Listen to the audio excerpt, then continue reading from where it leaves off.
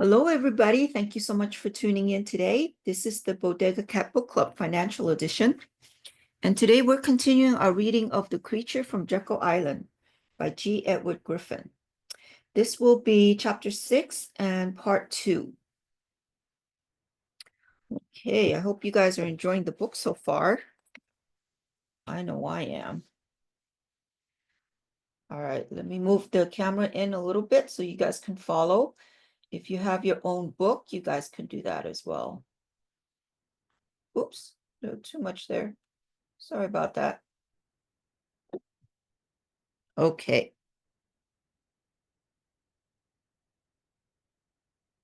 All right, here we go. IMF becomes final guarantor. The following year, Secretary of State James Baker, CFR, and Treasury Secretary Nicholas Brady, CFR, flew to Mexico to work out a new debt agreement that would begin to phase in the IMF as the final guarantor. The IMF gave Mexico a new loan of $3.5 billion, later increased to $7.5 billion.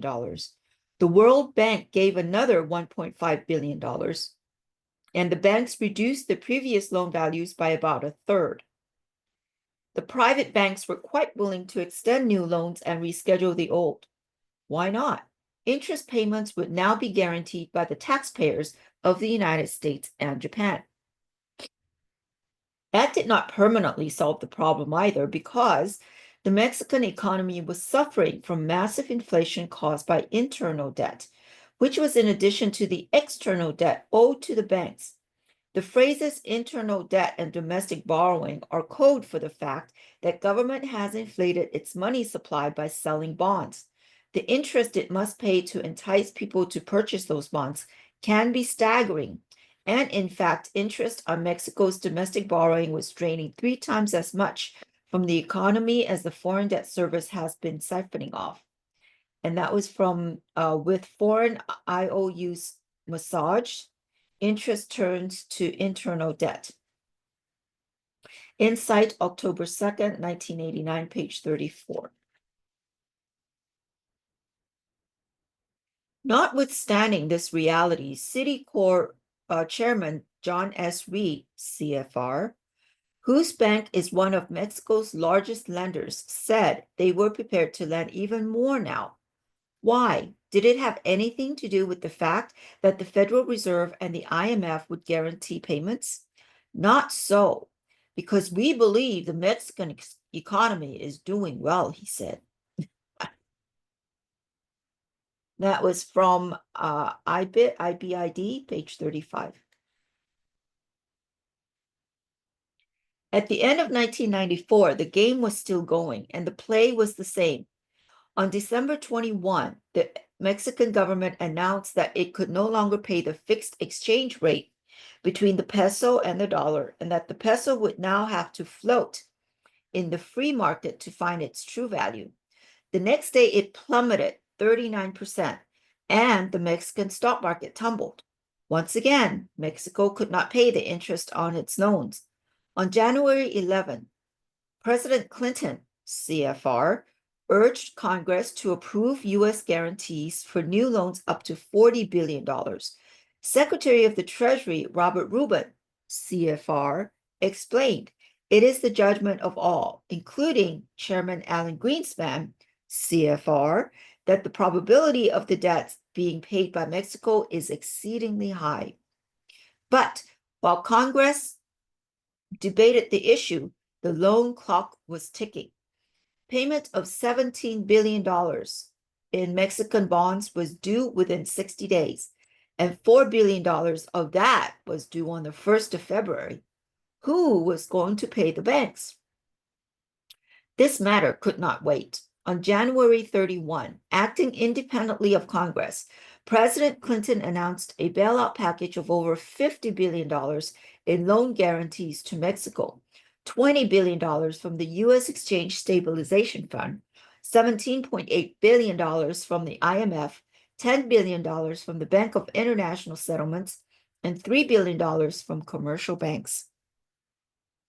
Brazil. Brazil became a major player in 1982 when it announced that it too was unable to make payments on its debts.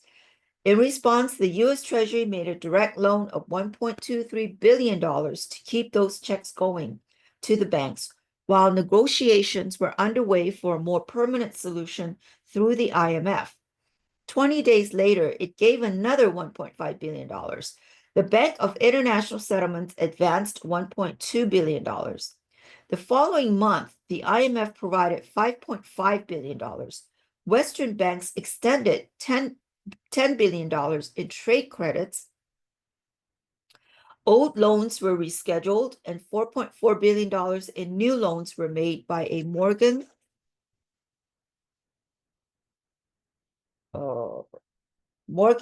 bank syndication. The temporary loans from the U.S. Treasury were extended with no repayment date established. Ron Chernow comments, the plan set a fateful precedent of curing the debt crisis by heaping on more debt. In this charade, bankers would lend more to Brazil with one hand, then take it back with the other. This preserved the fictitious book value of loans on bank balance sheets. Approaching the rescue as a grand new syndication, the bankers piled on high interest rates and rescheduling fees. And that quote was from Chernow, page 644.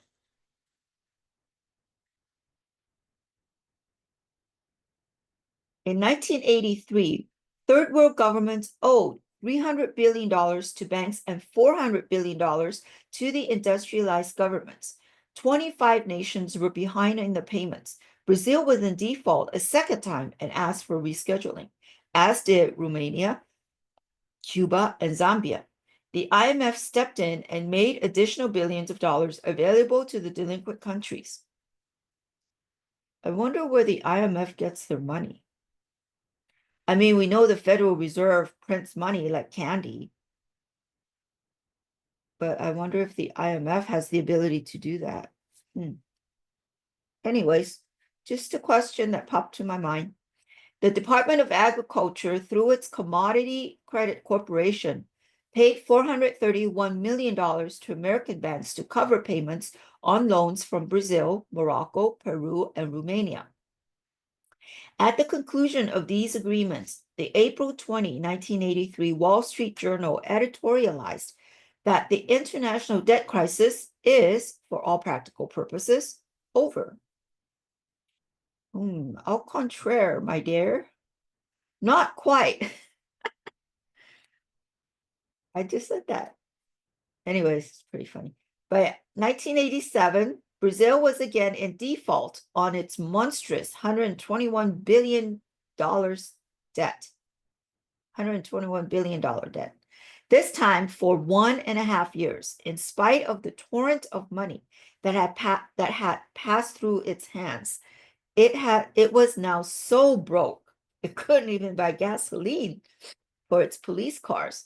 In 1989, as a new round of bailout was being organized, President Bush Sr., CFR, announced that the only real solution to the third world debt problem was debt forgiveness. Yeah, just forgive the debt. Wipe it all out, right? 13 years later, President Bush Jr. was continuing the tradition and calling for another $30 billion IMF loan to Brazil, backed by the U.S. taxpayer. At the risk of running this history into the ground through repetition, here are just a few more examples before moving along. Argentina. By 1982, Argentina was unable to make a $2.3 billion payment that was due in July and August. The banks extended their loans while the IMF prepared a new infusion in the amount of $2.15 billion. This restored the interest payments and gave the Argentinian politicians a little extra spending money. 7 months later, Argentina announced it could not make any more payments until the fall of 1983. The banks immediately began negotiations for rollovers, guarantees, and new IMF loans. Argentina then signed an agreement with 350 creditor banks to stretch out payments for nearly a fourth of its $13.4 billion debt, and the banks agreed to lend an extra $4.2 billion to cover interest payments and political incentives. The IMF gave $1.7 billion. The United States government gave an additional $500 million directly. Argentina then paid $850 million in overdue interest charges to the banks. By 1988, Argentina had again stopped payment on its loans and was falling hopelessly behind as bankers and politicians went into a huddle to call the next bailout play. They came out of the huddle with yet another package of new loans, rollovers, and guarantees. As summarized by Larry A. Justad at the University of Chicago, there isn't a U.S. bank that would not sell its entire Latin American portfolio for 40 cents on the dollar were it not for the possibility that skillful political lobbying might turn up a sucker willing to pay 50 or 60 or even 90 cents on the dollar. And that sucker is the U.S. taxpayer. Unbeknownst to us, unbeknownst to the U.S. taxpayer. That quote was from Another Plan to Mop Up the Mess. Insight, April 10, 1989, page 31. The IMF bailed out Argentina again for $40 billion in 2001 and another $8 billion in 2002. This history can become repetitious and boring. It would be counterproductive to cover the same sordid story as it has unfolded in each country. Suffice it to say that the identical game has been played with teams from Bolivia, Peru, Venezuela, Costa Rica, Morocco, the Philippines, the Dominican Republic, and almost every other less developed country in the world. The need for convergence. This sets the stage for understanding the next phase of the game, which is unfolding as these words are being written. It is the inclusion of China and the former Soviet bloc into the grand design for global government. As with all the other countries in the world, the primary mechanism being used to accomplish this goal, at least in the field of economics, is the IMF World Bank. And here's a footnote about that. Other mechanisms which involve culture, education, political sovereignty, and military power are embedded in agencies of the United Nations. The process is 1. The transfer of money from the industrialized nations, which drags them down economically to a suitable common denominator. Two, the acquisition of effective control over the political leaders of the recipient countries as they become dependent upon the money stream. The thing that is new and which sets this stage apart from previous developments is that the apparent crumbling of communism has created an acceptable rationale for the industrialized nations to now allow their lifeblood to flow into the veins of their former enemies. It also creates the appearance of global political convergence, a condition which CFR theoretician Richard Cooper said was necessary before Americans would accept having their own destinies determined by governments rather than their own. China. Red China joined the IMF World Bank in 1980 and immediately began to receive billions of dollars in loans, although it was well known that she was devoting a huge portion of her resources to military development. By 1987, China was the IMF's second largest borrower next to India, and the transfusions have grown at a steady pace ever since.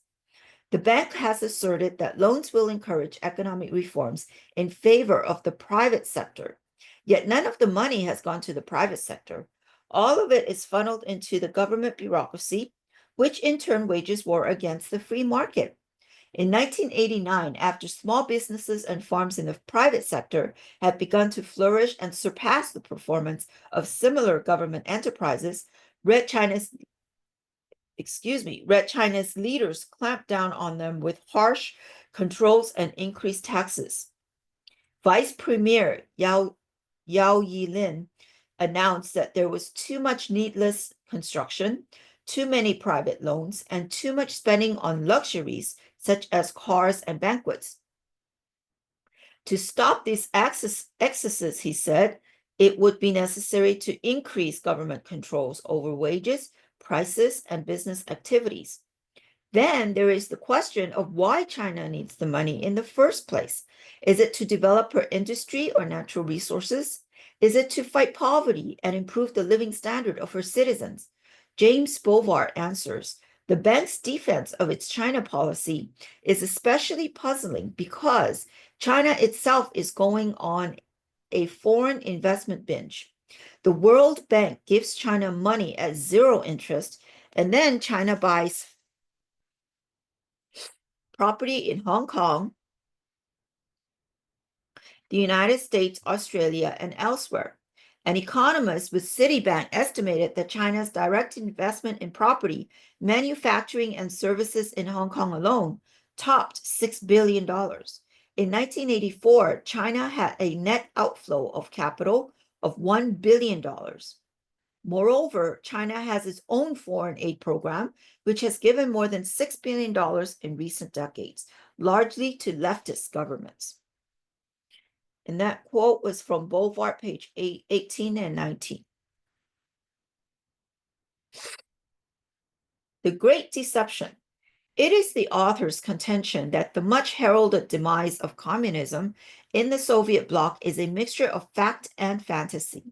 It is fact at the bottom level of communist society where the people, in truth, rejected it long ago. The only reason they appeared to embrace it for so many years was that they had no choice. As long as the Soviets held control of the weapons and the means of communication, the people had to accept their fate. But at the tip of the pyramid of state power, it is a different story.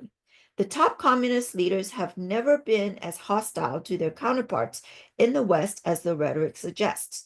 They were quite friendly to the world's leading financiers and have worked closely with them when it suits their purposes. As we shall see in the following section, the Bolshevik Revolution actually was financed by wealthy financiers in London and New York. Lenin and Trotsky were on the closest of terms with these money interests, both before and after the revolution. Those hidden liaisons have continued to this day and occasionally pop to the surface when we discover a David Rockefeller holding a confidential meeting with a Mikhail Gorbachev in the absence of government sponsorship or diplomatic purpose. It is not unreasonable to imagine a scenario in which the leaders of the communist bloc come to realize they cannot hold themselves in power much longer. There comes a point where even physical force is not enough, especially when the loyalties of those who hold the weapons also begin to falter. With economic gangrene creeping up the legs of their socialist systems, they realize they must obtain outside financial assistance or perish. In such a scenario, quiet agreements can be worked out to the mutual advantage of all negotiators. The plan could be as simple as a Statue of Liberty play in the college football game, the appearance of doing one thing as a cover for accomplishing something else.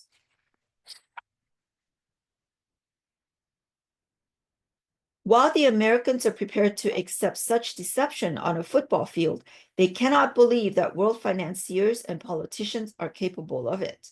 The concept is rejected out of hand as a conspiracy theory.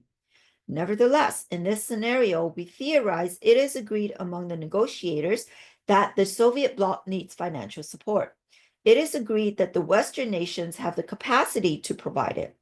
It is agreed that the best way to move money from the industrialized nations into the Soviet bloc is through international agencies, such as the IMF World Bank.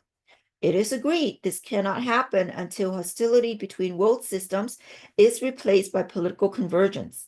It is agreed that future conflict is wasteful and dangerous to all parties.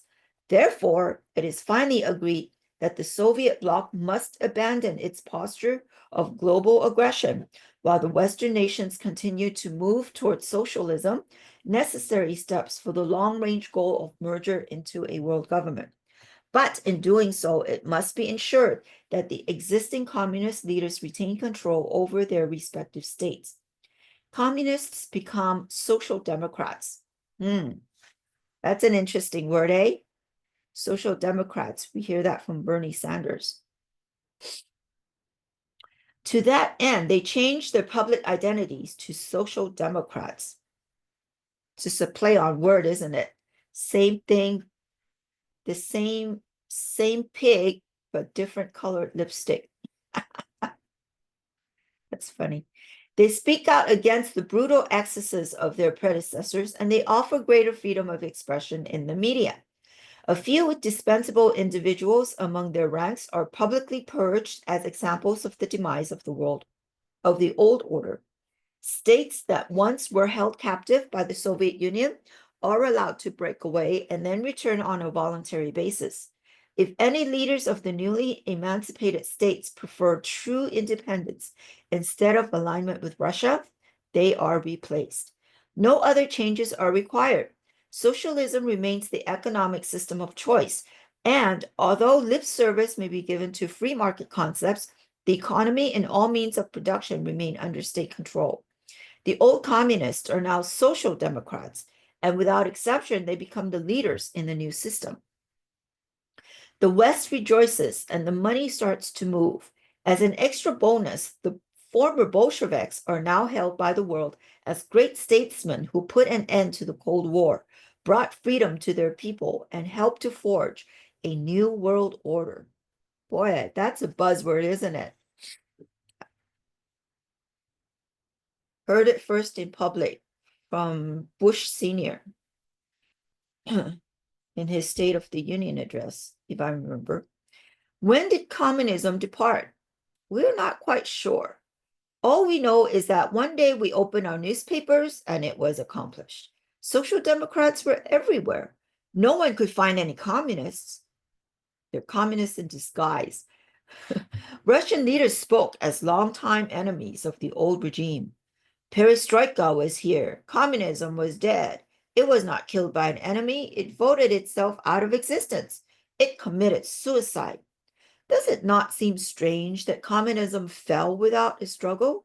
Is it not curious that the system which was born out of class conflict and revolution and which maintained itself by force and violence for almost a century by people just went away on its own? Communism was not overthrown by people rising up with clubs and pitchforks to throw off their yoke on tyranny.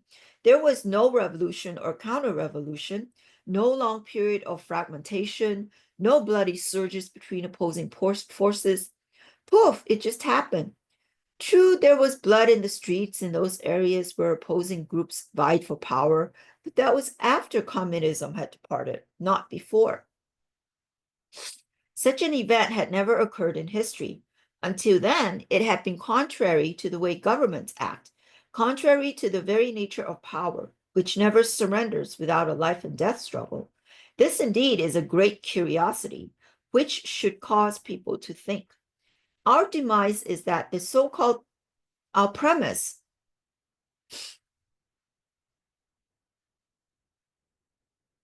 our premise is that the so-called demise of communism is a great deception, not awfully different from many of the others that are the focus of this volume.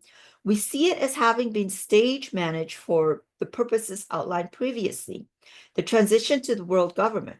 In our view, that scenario is the only one that makes sense in terms of today's geopolitical realities, and the only one consistent with the lessons of history. We realize, of course, that such a view runs contrary to popular opinion and conventional wisdom. For many, it is shocking just to hear it spelled out.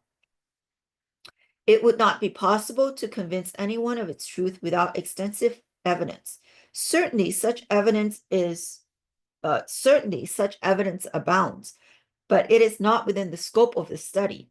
So, now that we have stated it, we shall leave it behind merely as a clarification of the author's point of view, so the reader can step around it if he wishes.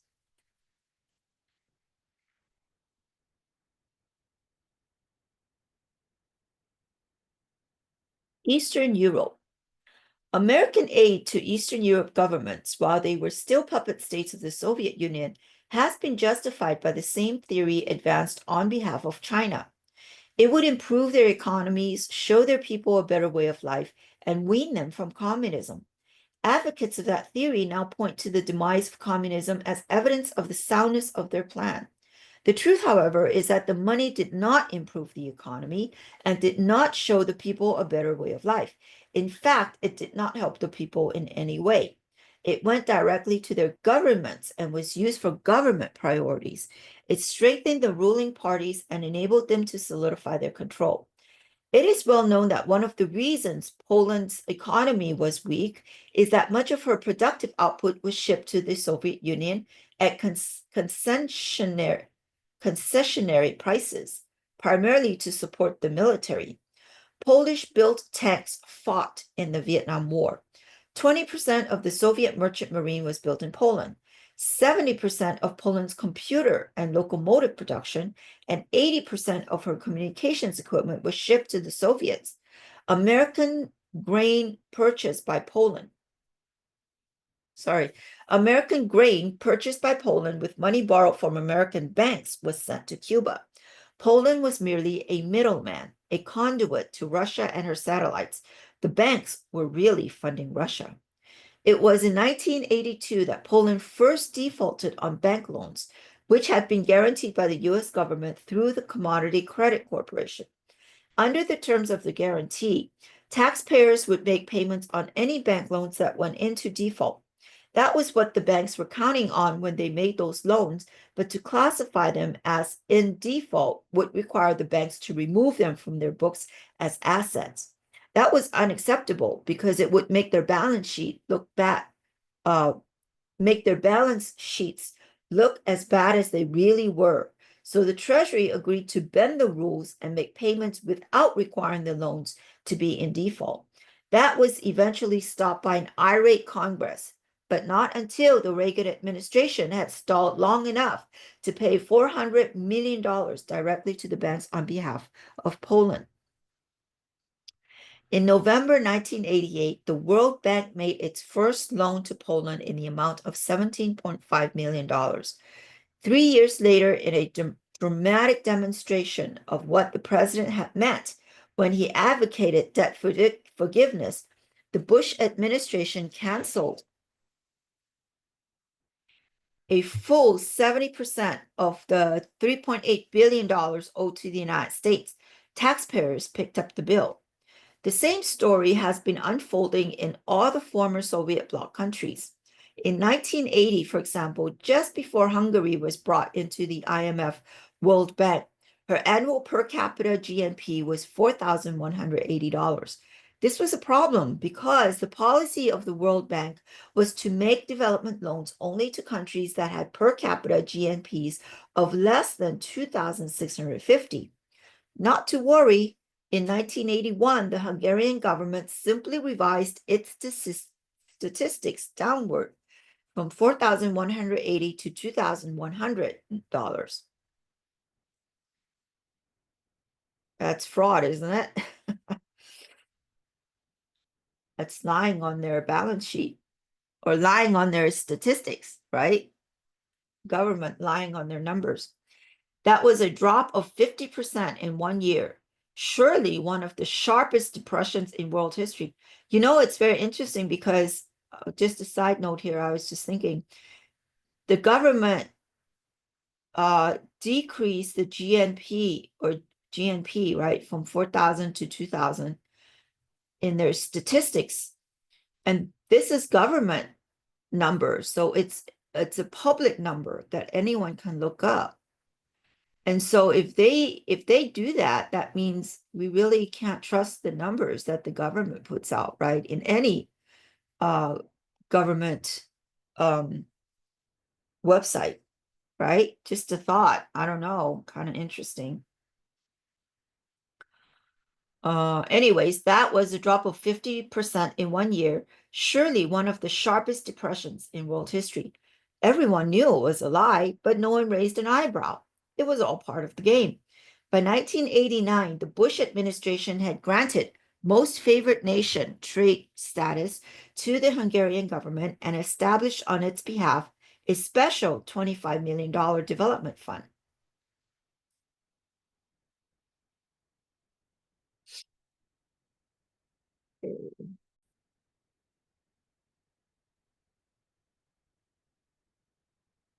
Russia.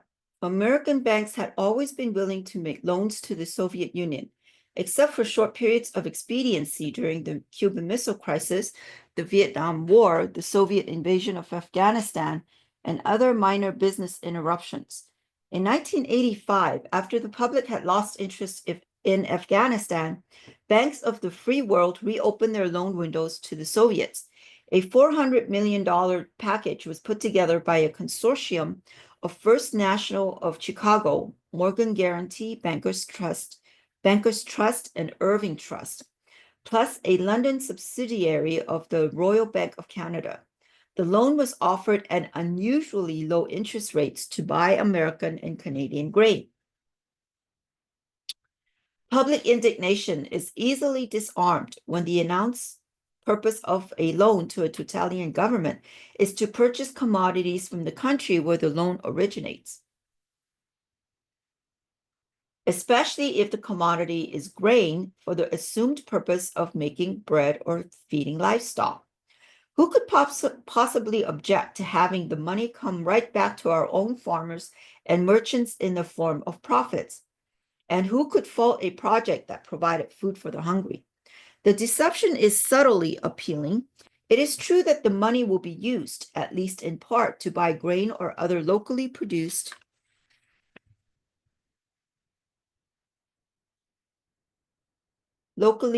commodities. But the borrowing nations are like a homeowner who increases the mortgage on this house to enlarge his living room. He probably will make the addition, but he borrows twice as much as he needs so he can also buy a new car. Since the government allows a tax deduction on mortgage interest, in effect, he now gets a tax deduction for the interest paid on his car as well. Likewise, the borrowing nations usually borrow more than they need for the announced purchase, but they receive all the money at favorable rates. Yet, this is not the most serious fault in the transaction. In the case of Russia, the grain was no small item on her list of needs. After repeated failures of her socialist agriculture, she was not able to feed her population. Hungry people are dangerous to a government. Russia needed grain to head off internal revolt more than the homeowner needed to increase the size of his living room. In other words, Russia had to have the grain, with or without the loan. Without it, she would have had to curtail spending somewhere else to obtain the money, most likely in her military. By giving her the money to buy grain, we actually allowed her to spend more money on armaments. But even that is not the primary flaw in making loans to Russia. The bottom line is that most of those loans will never be repaid. As we have seen, the name of the game is bailout, and it is as certain as the setting sun that somewhere down the line, Russia will not be able to make her payments, and the taxpayers of the industrialized nations will be put through the IMF ringer one more time to squeeze out the transferred purchasing power. Business ventures in Russia insured by US. In 1990, the US Export-Import Bank announced it would begin making direct loans to Russia. Meanwhile, the US Overseas Private Investment Corporation was providing free insurance to private companies that were willing to invest in the ex-Soviet state. In other words, it was now doing for industrial corporations what it had been doing all along for banks, guaranteeing that if their investments turned sour, the government, make that taxpayers, would compensate them for their losses. The limit on that insurance had been $100 million, a generous figure indeed. But to encourage an even greater flow of private capital into Russia, the Bush administration authorized unlimited protection for sound American corporate investments. If these truly were sound investments, they would not need foreign aid subsidies or government guarantees. What is really happening in this play is a triple score. The international, one, International lending agencies provide the Social Democrats with money to purchase goods and services from American firms. No one really expects them to repay. It is merely a clever method of redistributing wealth from those who have it to those who don't, without those who have it catching on. 2, American firms do not need money to participate. Since their ventures are guaranteed, banks are anxious to loan whatever amount of money is required. Efficiency or competitiveness are not important factors. Contracts are rewarded on the basis of political influence. Profits are generous and without risk.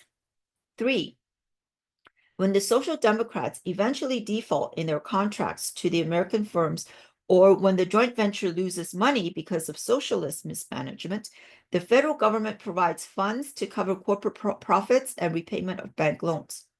There you have it. The Social Democrats get the goodies, the corporations get the profits, and the banks get the interest on money created out of nothing. You know what the taxpayers get.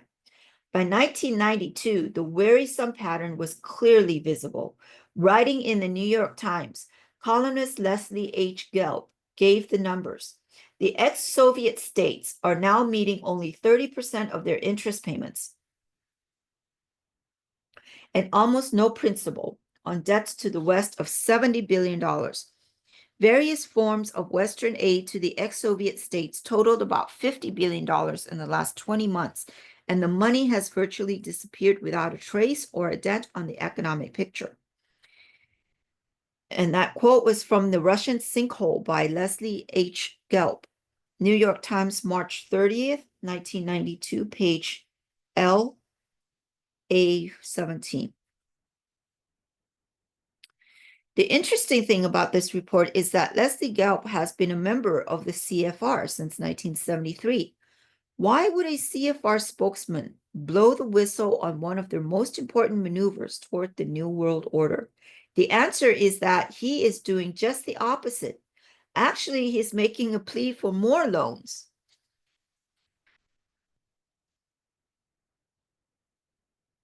And more outright aid on the basis that the need is so great. He advocates the prioritizing of funding with first attention to aiding Russia's nuclear power facilities, agriculture, and industrial capacity. At the end of his article, he writes, "The stakes could not be higher. All the more reason for substantial, practical, and immediate aid, not for grand illusions.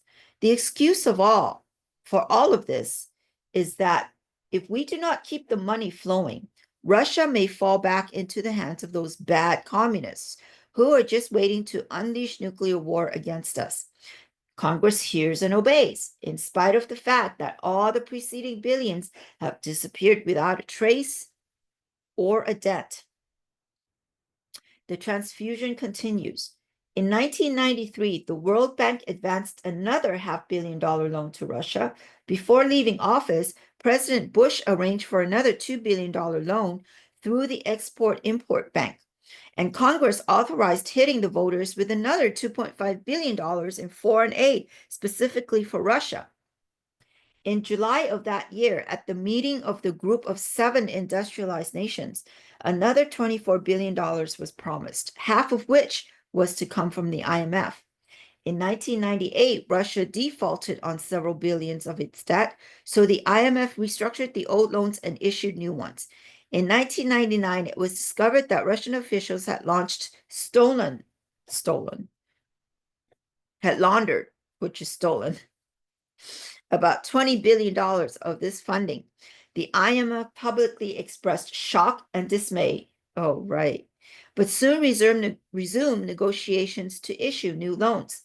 As this book goes to print, there is no end in sight.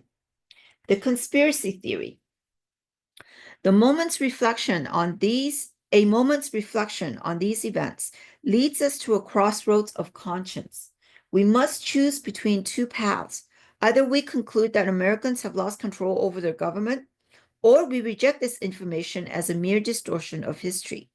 In the first case, we become advocates of the conspiratorial view of history.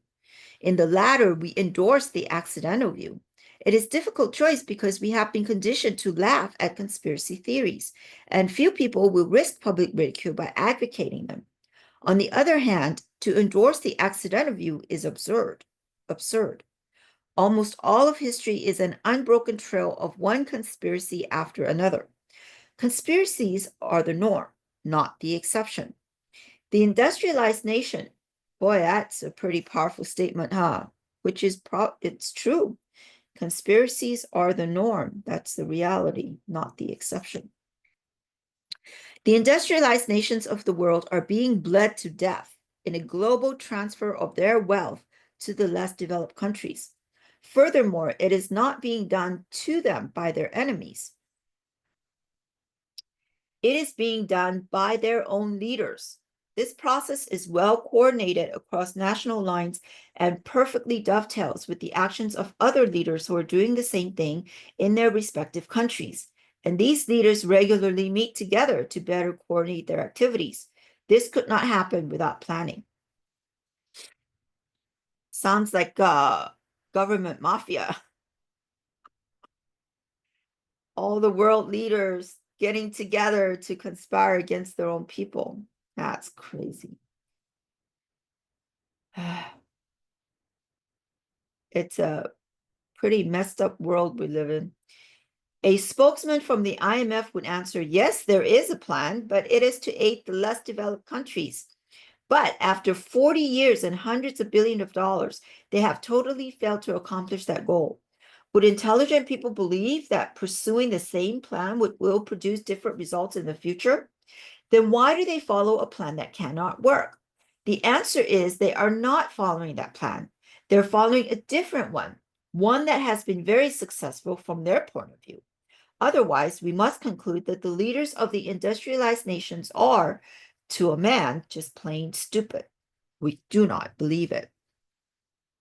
These men and women are following a higher loyalty than to their respective countries. In their hearts, they may honestly believe that in the long run, the world will be better for it, including their fellow countrymen. But for the present, their goals are not shared by those who have placed them in office, which is why they must conceal their plan from public view. If their fellow citizens knew what they were really doing, they would be thrown out of office and in some cases might even be shot as traitors. Yeah, no kidding. If all of this is accidental, there was a Q post that said they won't be able to walk down the streets, right? If we knew I think Papa Bush had a statement like that. Something to the effect that says if the American people knew what we were doing, we'd be lynched or something. Something like that. I don't remember exactly. Anyways, if all of this is accidental, then there is no plan, no cooperation, no goal, no deceit, just the blind forces of history, following the path of least resistance. For some, it is easier and more comfortable to accept that model, but the evidence speaks against it. Not just the evidence in the previous chapters, but everything that follows in this book. By contrast, the evidence of the accidental theory of history is a blank page. Summary: the international version of the game called Bailout is similar to the domestic version in that the overall objective is to have the taxpayers cover the defaulted loans so that interest payments can continue going to the banks. The differences are, one, instead of justifying this as protecting the American public, the pretense is that it is to save the world from poverty. And two, the main money pipeline goes from the Federal Reserve through the IMF World Bank. Otherwise, the rules are basically the same.